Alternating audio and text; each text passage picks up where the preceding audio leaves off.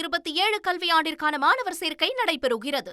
El Nino விளைவால் வெப்பநிலை வரும் மாதங்களில் அபாயகரமான அளவு அதிகரிக்க வாய்ப்புள்ளதாக எச்சரிக்கை விடுக்கப்பட்டுள்ள நிலையில் இதுகுறித்து விவரிக்கிறார் செய்தியாளர் வினோதினி. ஜூன் மாசத்திலிருந்து ஆகஸ்ட் மாசத்துக்குள்ள எல் நினோ உருவாக 80% வாய்ப்பு இருக்கு அப்படின்னும் அது அப்படியே நவம்பர் மாசம் வரைக்கும் நீடிக்கிறதுக்கு 90% மேல வாய்ப்பு இருக்கு அப்படின்னும் உலக வானிலை அமைப்பு தெரிவிச்சிருக்கு. உலக பொருளாதாரத்தையே ஆட்டி படைக்கக்கூடிய வல்லமை வாய்ந்த இந்த எல் நினோ அப்படின்னா என்ன? பசிபிக் பெருங்கடலுடைய மத்திய மற்றும் கிழக்கு பகுதி நீர் வழக்கத்திற்கு மாறா வெப்பமடைகிறதுக்கு பேர் தான் எல் நினோ அப்படின்னு சொல்றோம். இப்ப மேப்பை பார்த்தோம்னா தெரியும், இந்த தென்கிழக்கு ஆசிய நாடுகளுக்கு அப்பால இருக்கக்கூடிய ஒரு பிரம்மாண்டமான கடல் பகுதி தான் பசிபிக் பெருங்கடல். இது எந்த அளவுக்கு பிரம்மாண்டமானது அப்படின்னா, உலகத்தில் இருக்கக்கூடிய ஒட்டுமொத்த நிலப்பரப்பையும் ஒன்று சேர்த்தாலும் அந்த நிலப்பரப்பை விட இந்த பசிபிக் பெருங்கடல் அப்படிங்கிறது ரொம்ப பெருசு. இதில் வந்து ட்ரேட் விண்ட்ஸ், வியாபார காற்று அப்படின்னு ஒரு விஷயம் இருக்கு. இப்போ நிலநடுக்கோட்டை எடுத்துக்கிட்டோம் அப்படின்னா, நிலநடுக்கோடு அப்படிங்கிறது பூமியை வடக்கு பாதி தெற்கு பாதியா பிரிக்கக்கூடிய ஒரு கற்பனை கோடு அப்படின்னு சொல்லலாம். இந்த நிலநடுக்கோடு தான் வந்து பசிபிக் பெருங்கடலையும் ரெண்டா பிரிக்குது, வடக்கு தெற்கு அப்படின்னு சொல்லி. இந்த நிலநடுக்கோடு பசிபிக் பெருங்கடலை தொடக்கூடிய இடங்கள்ல எல்லாம் பூமிக்கு அடியில் டெக்டானிக் தட்டுகள் ஒன்னோட ஒன்று மோதி அடிக்கடி சக்தி வாய்ந்த நிலநடுக்கங்கள் ஏற்பட வாய்ப்பு இருக்கு. இந்த நிலநடுக்கோட்டில் ஏற்படக்கூடிய வெப்பத்தால காற்று மேலே எழும்பும். அப்ப கீழே அந்த இடத்தை நிரப்புறதுக்காக குளிர்ந்த காற்று மேலே வரும். பூமியுடைய சுழற்சி காரணமா இந்த காற்று நேரா வீசாம வளைஞ்சு கிழக்கு மேற்கு திசையில வீசுது. இதை தான் வந்து ட்ரேட் விண்ட்ஸ், வியாபார காற்று அப்படின்னு சொல்றோம். ஏன் வந்து இதை வியாபார காற்று அப்படின்னு சொல்றாங்கன்னா, அந்த காலங்கள்ல பண்டைய காலங்கள்ல எல்லாம் வியாபாரிகள் ஒரு நாட்டை விட்டு இன்னொரு நாட்டுக்கு வியாபாரம் செய்ய போவாங்க. அப்ப அவங்க பாய்மர கப்பலை செலுத்துறதுக்கு இந்த காற்று உதவுனனால அதுக்கு பேரு ட்ரேட் விண்ட்ஸ், வியாபார காற்று அப்படின்னு பேர் வச்சுட்டாங்க. அடுத்து இப்ப மேப்பை பார்த்தீங்கன்னா தெரியும், இந்த காற்று சாதாரண காலங்களில் கடலோட மேல்மட்டத்தில் இருக்கக்கூடிய வெப்பமான தண்ணியை ஆசியாவை நோக்கி தள்ளும். இப்போ வெப்பமான காற்றை வந்து இந்த வியாபார காற்று ஆசியாவை நோக்கி தள்ளுது அப்படிங்கிறப்போ இந்த இடத்துல ஒரு காலியான இடம் உருவாகுது இல்லையா? அப்ப இந்த காலியான இடத்தை நிரப்புறதுக்காக கீழே இருக்கக்கூடிய குளிர்ந்த காற்று அப்படியே மேலே வரும். இது வந்து வியாபார காற்று இயல்பா இருக்க நேரத்துல இந்த மாதிரி நடக்கும். ஆனா இதுவே எல் நினோ காலகட்டங்கள்ல எப்படி ஏற்படும் அப்படின்னா, எல் நினோ அப்படிங்கிறப்போ பசிபிக் பெருங்கடலோட மேல் பகுதி பயங்கரமா சூடாகுதா, அப்ப இந்த வியாபார காற்று ரொம்ப பலவீனமாயிடும். பலவீனமான காற்றால அந்த வெப்பமான தண்ணியை அந்த சைடு தள்ள முடியாது, நம்ம ஆசியா பக்கமா தள்ள முடியாது. அப்போ வெப்பமான காற்று என்ன பண்ணும் அப்படின்னா, அப்படியே கீழே இருக்கக்கூடிய தென் அமெரிக்க கடலோர பகுதிகளில் வந்து அப்படியே தங்கிடும். அப்போ வியாபார காற்றால அந்த சூடான காற்றை தள்ள முடியாதனால குளிர்ந்த காற்று இங்க கீழே இருந்து மேல வர முடியாம போயிடும். இதனால கடலோட மேற்பரப்பு வெப்பநிலை வழக்கத்தை விட அதிகமாகுது.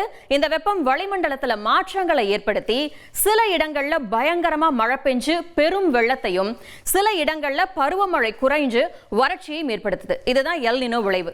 எல்லாரும் இதை பார்த்து ஏன் பயப்படுறாங்க அப்படின்னா, எல் நினோ அப்படிங்கிறது பசிபிக் பெருங்கடலோட மட்டும் நிக்க போறது கிடையாது. உலகத்துல இருக்கக்கூடிய பல நாடுகளோட மழை, வெயில், விவசாயம், குடிநீர் தேவை அப்படின்னு எல்லாத்தையுமே இது பாதிக்கும். முன்னாடி எல் நினோ வந்தப்ப பல நாடுகள்ல பயங்கரமான வறட்சி, கடுமையான வெயில், பயிர் சேதம், காட்டுத்தீ, வெள்ளம் அப்படின்னு ஏகப்பட்ட பாதிப்புகள் வந்திருக்கு. கடைசியா 2023-24 காலகட்டத்தில் வந்த எல் நினோ தான் உலக வரலாற்றிலேயே மிக மோசமான வெப்பநிலையை கொடுத்துச்சு. இப்போ மறுபடியும் அப்படி ஒன்று உருவாக போகுது. ஏற்கனவே புவி வெப்பமயமாதல், அதாவது கிளைமேட் சேஞ்ச் காரணமா உலகம் முழுக்க வெயில் கொளுத்திக்கிட்டு இருக்கு. எரியிற நெருப்புல எண்ணெயை ஊத்துற மாதிரி ஏற்கனவே சூடா இருக்கக்கூடிய பூமியை இந்த எல் நினோ இன்னும் அதிகமா சூடாக்கிடும். இதனாலதான் ஐநா பொதுச் செயலாளர் என்ன சொல்லியிருக்காரு அப்படின்னா, மிக தீவிரமான வானிலை மாற்றங்கள் வர்றதுக்கு நிறைய வாய்ப்புகள் இருக்கு அப்படின்னு எச்சரிக்கை விடுத்திருக்காரு. இந்தியாவுக்கு இதனால என்ன பாதிப்பு வரும் அப்படின்னா, முன்னாடி வந்த எல் நினோ காலங்கள்ல இந்தியாவில் 3 முக்கிய பாதிப்புகள் நடந்திருக்கு. பருவமழை குறையும். ஜூன்ல இருந்து செப்டம்பர் வரை பெய்யக்கூடிய தென்மேற்கு பருவமழையை நம்பிதான் இந்தியாவே இருக்கு. இந்தியாவோட பாதி விவசாய நிலங்கள் இந்த மழையை நம்பிதான் இருக்கு. அணைக்கட்டுகளா இருக்கட்டும், நிலத்தடி நீரா இருக்கட்டும், எல்லாமே இந்த மழை பெஞ்சாதான் நிறையும். கோடிக்கணக்கான விவசாயிகளோட வாழ்வாதாரமே இதுதான். ஆனா எல் நினோ வந்தா பருவமழை காற்று பலவீனமாகி இந்தியாவில் வழக்கத்தை விட மழை ரொம்ப குறைஞ்சிடும். இந்தியாவுல ஏற்கனவே வெயில் தாங்க முடியல. இதுல எல் நினோவும் சேர்ந்தா வறட்சி அதிகமாகும், மேக கூட்டங்கள் குறைஞ்சிடும். இதனால வெயில் 40 டிகிரி செல்சியஸை தாண்டி கொளுத்தும். வெப்ப அலை வீசக்கூடிய நாட்களும் அதிகமாகும். ஏசி, ஃபேன் பயன்பாடு அதிகமாகி மின்சார பயன்பாடும் கூடும், தண்ணி பஞ்சமும் வரும்.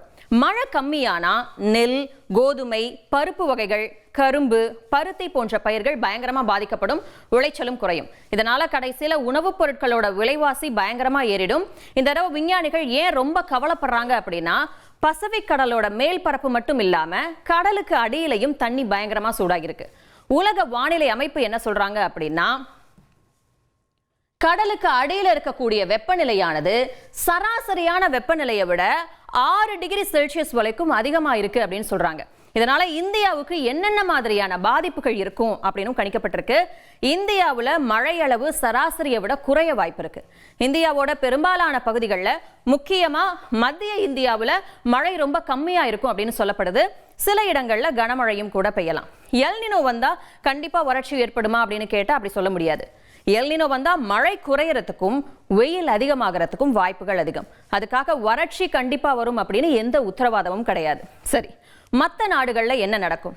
எல் நினோ சில நாடுகளுக்கு மழையையும் சில நாடுகளுக்கு வறட்சியையும் கொடுக்கும். மழை அதிகம் பெஞ்சு வெள்ளம் வர வாய்ப்பு இருக்கக்கூடிய நாடுகள் எது எது அப்படின்னு பார்ப்போம்.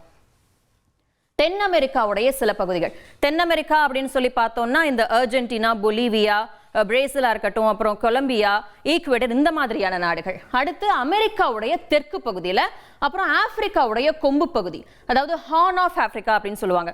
அதாவது இந்த நாடுகள் அமைஞ்சிருக்கக்கூடிய அந்த ஆப்பிரிக்க கண்டம் வந்து பார்க்கறதுக்கே அப்படியே கொம்பு மாதிரி இருக்கும். ஃபார் எக்ஸாம்பிள் சொல்லணும்னா எத்தியோப்பியா இருக்கலாம், சோமாலியா, இந்த மாதிரியான நாடுகள். அடுத்து மத்திய ஆசியா.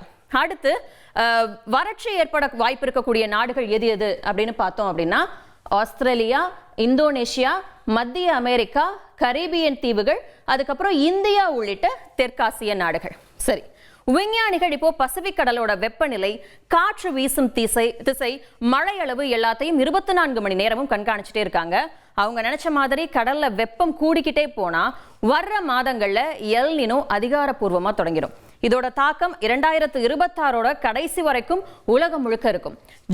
ஆகஸ்டுக்குள்ள, அதாவது ஜூன்ல இருந்து ஆகஸ்டுக்குள்ள இந்த எல் நினோ உருவாக 80% வாய்ப்பு இருக்கு அப்படின்னு சொல்லியிருக்காங்க. நவம்பர் வரைக்கும் நீடிக்க 90% மேல வாய்ப்பு இருக்கு அப்படின்னு சொல்றாங்க. ஏற்கனவே புவி வெப்பமயமாதல் காரணமா பூமி தகிச்சு போயிருக்கிற இந்த நேரத்துல எல் நினோவும் கைகோர்த்தா இந்த 2026 ஆண்டு உலகத்துக்கே ஒரு சவாலான வருடமா மாறப்போகுது. மிக தீவிரமான சூழலுக்கு நம்ம கண்டிப்பா தயாராகி ஆகணும். 27 கல்வியாண்டிற்கான மாணவர் சேர்க்கை நடைபெறுகிறது.